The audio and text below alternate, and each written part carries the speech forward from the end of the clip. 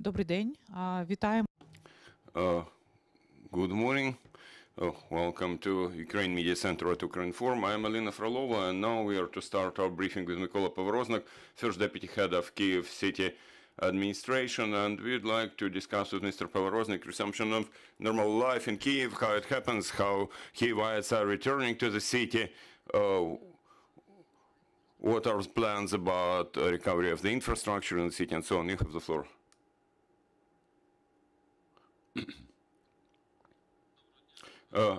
Good morning. I'm glad to be with you today. This is not our first meeting. So, the city has been gradually returning to its normal way of life. The only difference is that all this is happening during the wartime, during martial law. All utilities are working for Kyiv. The whole infrastructure is operating in the city. We have managed to maintain it since the very first day of the war. It's about utilities, medical transportation, rescuers, whatever. Municipal transportation works, pharmacies, banks, petrol stations, car service stations, services, restaurants, cafes, and so on.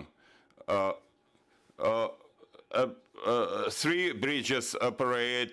Darnitsa, Northern and Southern Bridge are working for cars, while Metro Bridge is only for Red Line of Metro. I am to appeal to drivers again, to ask them to to yield to ambulance cars and humanitarian cars and not to take rapid transit lanes. I'd like to cover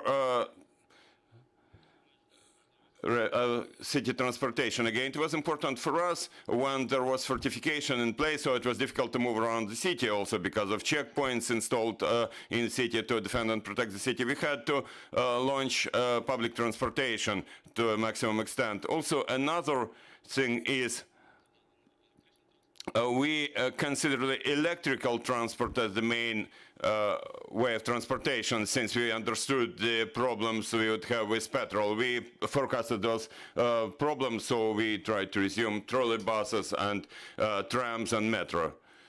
Now, Kyiv Pastrans municipal company has been operating 63 routes, more than 440 buses, 16 tram routes, about 70 trams, 25 trolleybus routes with a total of about 80 trolley buses. Private carriers have also resumed their operation. Now they have been working in about 80 routes, and they have been using about 500 buses for those operations. On the bridges, there are 18 bus routes crossing the bridges with more than 100 buses there, and one trolley bus route with 4 trolley buses there crossing the bridge. The metro subway operates in more or less routine mode. By now, all metro lines are working. The only thing it works is it works in the weekend mode when there are 10 to 15 minutes between the trains. All housing and utilities companies operate in normal mode, as I already mentioned in the beginning. Backyards are cleaned, waste is removed, no problem with electricity supply, water supply, and sewage. And to provide utility services, up to 3,000 employees have been working every day, and city calls on Kyivites to pay utility bills as much as possible. Those funds are used, first of all, to pay wages and salaries to those employees of utility companies and to purchase materials and resources needed to maintain services in the city. More than 700 greening in place of working. There is spring, and you see that the city is flourishing more and more. About 600 road services employees have been working every day, repairing the roads wherever possible. Unfortunately, we cannot continue development and capital repair of roads, but at least in terms of maintenance of our roads, we have to do it by point repair and partial and mid-range repair of roads. Those employees are also involved in working in the suburbs where there were heavy battles and now infrastructure is being repaired. Also, city rescuers who have been working since the very first of the war on high alert have been involved in those work. and people from road operation units and state emergency service. They, there are those outskirts like Irpin, Bucha, and Hostomel, and those people have been working there. State emergency services officers mostly work on demining and cleaning the rubbles, and road repair units mostly work on repairing, sorting the rubbles and repairing city infrastructure in those places. Medical utilities also operate. They work under the martial law. In wartime situation, everybody who needs medical care receives that care, and Kyiv Blood Center since the very first day provides all blood components to all medical facilities. I would like to thank everybody who agreed to donate their blood, to become a blood donor. You saw our announcements. From time to time we had to stop receiving donors just to be able to process the blood, the amounts of blood already provided. It's very important that all our medical facilities were provided in due time with all blood components. The Kyiv Oncology Service Center has been working, providing all services to oncology patients. It's about diagnostics. Since the beginning of the war, we switched the heavy equipment off. Now all the radiology equipment works and treatment is provided. Chemotherapy and X-ray therapy. Chemotherapy was renewed and resumed literally in 2 weeks after the start of the war. X-ray, that's a very special equipment, but also recently we resumed it. Also there is a hotline for consultancy for patients and their families. 6 palliative care units have been working all the time providing care to those patients. Kyivites are receiving renal, dental care. Those diabetic patients receive insulin based on electronic and paper-based prescriptions. And hemodialysis didn't stop since the very first day because that's a life and death issue for those patients. We have resumed planned surgeries. There are certain restrictions, certain constraints about the medical facilities. First of all, that medical facility has to be filled up to 50%, not more than that. Then that medical facility can provide scheduled surgeries, including ophthalmology surgery, cardiac surgery, joint prosthetic surgery, and other types of surgery provided in the city of Kyiv. Also, traumatology units keep operating, and Kyivites can visit those. Prior medical and sanitary care and diagnostic and consulting centers are working, and there Kyivites can receive services from family doctors and specialized doctors. I have to say it's irrespective of whether they have a declaration signed with that family doctor or not, because we have a lot of internally displaced persons at the moment in Kyiv, and we have to provide skilled medical services to everybody who needs them. So everybody who applies to those diagnostic centers receives those services. Maternity houses didn't stop their operations. Every day new Ukrainian lives are born in those maternity wards every day. There were, probably the whole world has seen those pictures where babies were delivered in basements, but doctors have taken all precautions and cared about safety of those mothers and newborns. And during this full-scale war, 1,789 babies have been born, including 939 boys and 49 twins.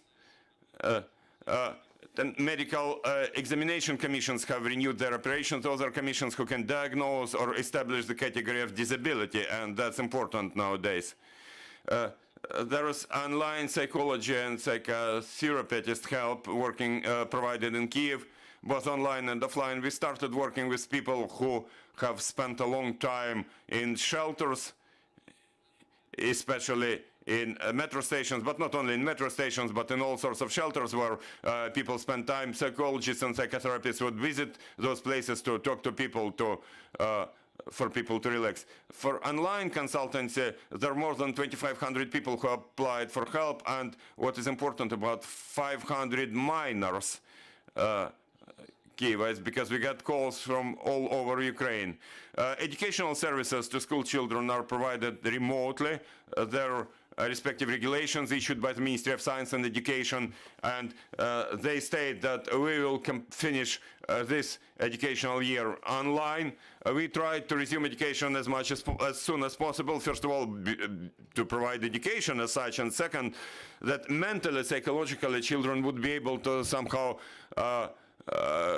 get turned back from that war. And for many of them, the school teacher is not, if not the second mother, then just a good friend. They're used to speaking with those teachers, and it provides some psychological release to them. Kindergartens in Kyiv are preparing to resume their operation, taking into account martial law. We consider opening some kindergartens in the city so that parents who work would be able to work. But I have to say that this issue is still under discussion, because we have to comply with all those requirements. First of all, safety requirements. When we bring children or many children to the same place, there should be safety and security. And the last thing I'd like to mention, because of shelling in the capital city, we have more than 200 residential buildings damaged. Also 30 kindergartens, 46 schools, and more than 70 city infrastructure facilities have been damaged. Now the city has been finishing diagnosing them, and we calculate the budgets to decide on the cost of damage and recovery of the damage. And our plans are to complete all those works till the end of this year, including those buildings who have been damaged the most. We maintain the dialogue with the Cabinet of Ministers about getting funds allocated from the state budget, from central budget.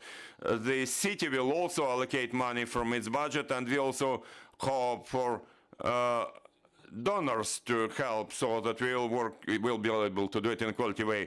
Thank you. I will probably ask the first question, and I will give the floor to journalists. You mentioned that in Kyiv there are many internally displaced persons.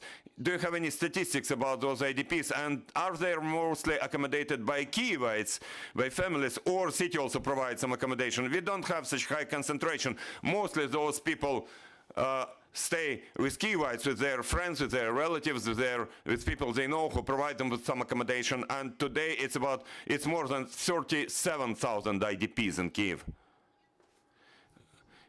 Do we have some strategic inventory, strategic stock in Kyiv? We see that there are problems with fuel, with petrol, not only in Kyiv, but all over Ukraine.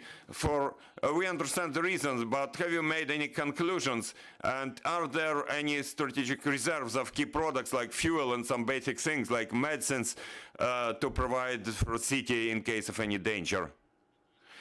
I would like to answer many questions. But about this range of questions, I would like to mention that currently we have to live under different rules in a different reality, I would say. Even, when we return to Kyiv, we have to understand that now Kyiv is under martial law in a war situation, and under almost everyday danger of shelling, of strikes, air strikes. So we cannot neglect, we should not neglect the defense, we should not neglect security and safety. That's why today we still have a number of checkpoints, of roadblocks. We cannot fully resume operations of city transportation. We cannot let cars go around the city to a full scale. Speaking about fuel, now priorities have changed radically, and first of all, oil products are received by those who need them the most, who ensure defense and security for the city. The city has created proper reserves, and the municipal sector does not feel at the moment, and I hope will not feel, any problems about fuel. The same applies to foodstuffs, the same applies to first need items. Speaking about oil products, I'd like to remind you that during the first 10 days of the war, we saw very long lines waiting in food stores. Retail chains and we altogether managed to resolve those logistical issues, and by now, currently we don't have problems, and for quite a while we don't have problems anymore about foodstuffs, about first need items. Of course, maybe we are lacking such a variety of goods we were used to see before the war, but at the same time, everything we need is there in stores. The same about fuel. We just need time. You just need to wait for some time for those companies, for those entities to work on their logistical mechanisms and provide fuel for Kyiv. We all understand how many oil depots have been destroyed. We all understand that railways are working in an intense way and road transport has been working very intensely. We know what were our key sources of oil products before the war. Now some diversification is in place, and by now we have been managing to do it. And the last question, or rather two questions from me, related questions. Now most or the whole city transportation works for free.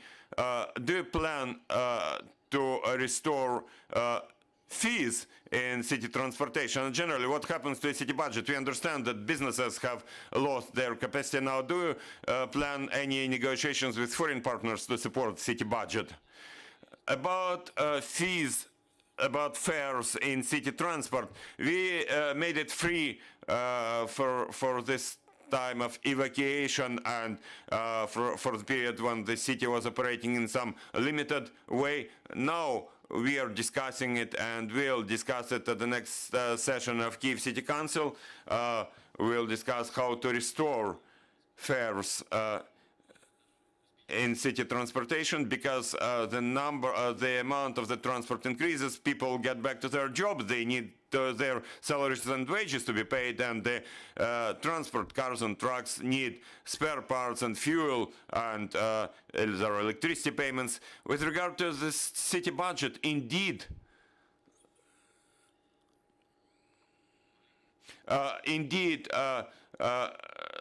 there is almost no money coming to a state budget. We understand that businesses in Kyiv mostly do not work.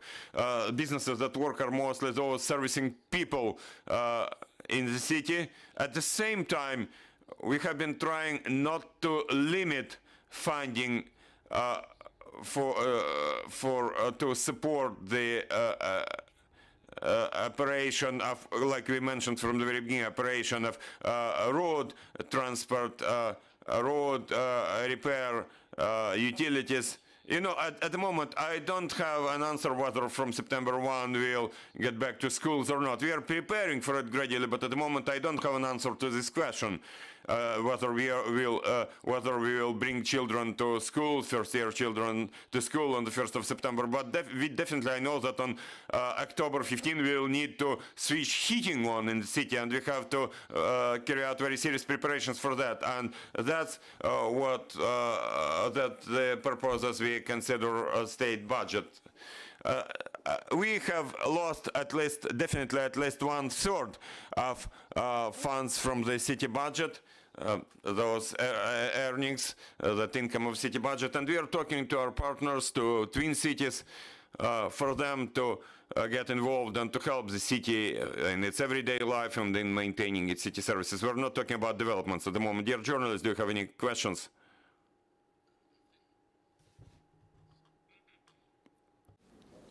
Ready to go? Thank you very much, and Mayor. We know it's very hard. Your country is still in the war, and obviously not now. And we have your Ukraine journalists asking you 4 questions. I'm asking before I was thinking about maybe asking you 3 questions, but now I'm putting 4 questions right now for you. And first one, you're talking about the financial funding, and do you please tell me, and the funding is arrive on time from your central government to support you to running this city? The second question is, we've been very hard to find the statistic of the population, how many accurate people continue here in your city in the residency. And I don't know, because a lot of people tell me it's maybe 2 million, 3 million people here, but we walking on the street, obviously, I don't think it's not many people here right now because people are scary. Do you have this accurate number? If you don't have, I don't mind, thank you very much, because your country is still in the war, or you might give me some roughly figures so we can estimate what's going on in the city. And the third question is, now, the service the service need this country to run in this city, have more people back to city and they need a service to obviously and to continue provide service for the city's people's life. For my personal experience, this service is not really good because I'm looking for 4 days to get my hair cut and well, it's bad time because if this kind of service you cannot improve, and how did you bring more people back to this city? Okay, my fourth question is, well, I heard about a lot of things happening in the city, and as your government, do you have any contingency to plan if, I'm saying if Russia turning back the way come to here to attack this city again, what do your government have to do for your citizens here in Kyiv?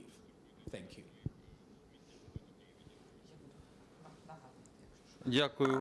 Thank you. Speaking about payments from central government, all those subventions, all those subsidies we had to receive, especially for salaries and wages, first of all, for healthcare and for education, we received those funds in time. We don't have a problem with that. Payments from state budget for recovery of infrastructure. At the moment, those funds have not been received as yet, but I hope that, you know, we have Thursday, tomorrow there will be a session, the meeting of the Cabinet of Ministers. We prepared all the documents. I hope that those funds will be allocated tomorrow. By now, those have been allocated to 4 oblasts, Kyiv, Sumy, Chernihiv, and Zhytomyr oblasts or provinces. And also, last week, I think funds were allocated to Kharkiv Oblast, and the next will be city of Kyiv. We are awaiting those funds to start a recovery of our destroyed infrastructure after those destroyed after airstrikes. Now, about the number of Kyivites, we mentioned this number already. It's about 2.2 million people currently in Kyiv. About the quality of services, again, I will get back to my answer about what's going on in the city. We have the martial law, we have wartime situation.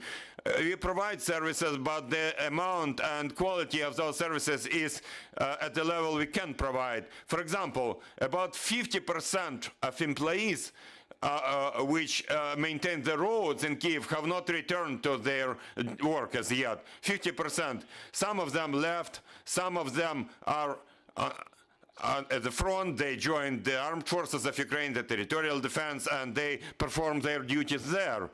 So currently we have focused to the maximum extent on meeting the needs to the maximum extent without compromising the defense of the city.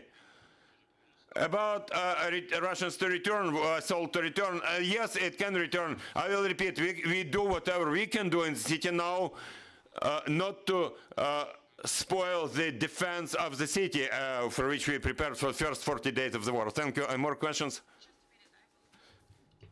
Okay. Mayor, sorry, you mentioned this very important point, and the petrol. Okay, we heard about the petrol matters, a lot of trouble with our international media, and we can't go outside because we can't get a petrol. And to come, if I can't get a petrol, I can't go outside to find the truth of what happened here. But the petrol is, please wait, I know you are very urgent, okay? So this question is very important. The petrol, I heard about somebody to holding petrol in the black market, and some get some ticket or whatever. They might get a petrol, get a high price or whatever. Your government and the martial law to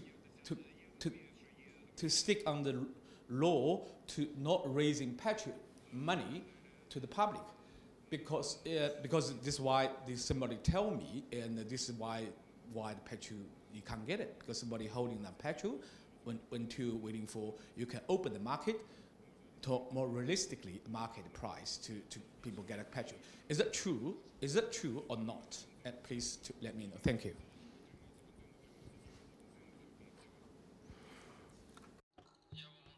I can tell you from the city perspective, and I'll say and repeat that now, for us, we have sufficient amounts for public transportation. Indeed, there is a problem with petrol. Whether this is a question of price or logistics, you know, there are entities who have to work on that issue, and they're working. Now, about the black market, probably somewhere there is a situation, but also, you know, the liability for that market will be according to the martial law.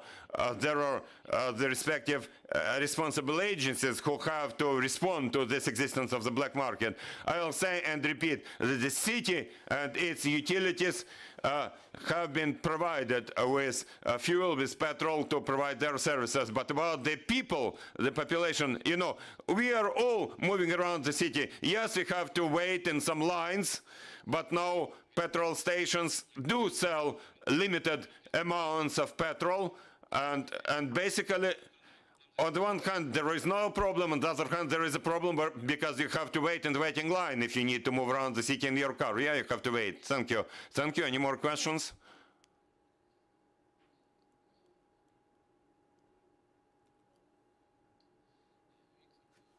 I'm Viktor Melnikov, CGTN.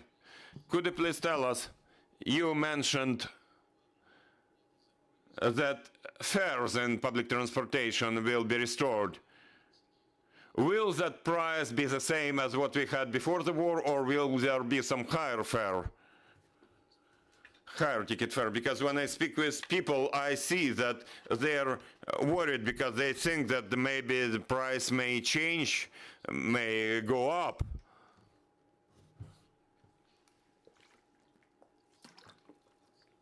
Could you please comment on that? And maybe the city administration has some forecasts about any price increase, taking into account the shortage of fuel. The city has not made any decisions as yet to increase the transportation fares. I'd like to remind you that city mayor made a decision at the end of last year that by the end of the heating season, until the end of the heating season, there will be no decision to be made about higher fares. Unfortunately, since the beginning of this war, no, not unfortunately, but anyway, since the beginning of this war, we are not to get back to this issue. There is still the same fares. Reviewing those fares, you know, live with show, we will see. Of course, for example, now we don't know anything about the cost of heating. We don't know what the price for natural gas will be during the heating season. We don't know when it will be done, how it will be done. Unfortunately, you know, life is going, life is developing, and at some point, you know, we will be faced with some choice. Either we should stop public transportation or we should increase the fare in that public transportation.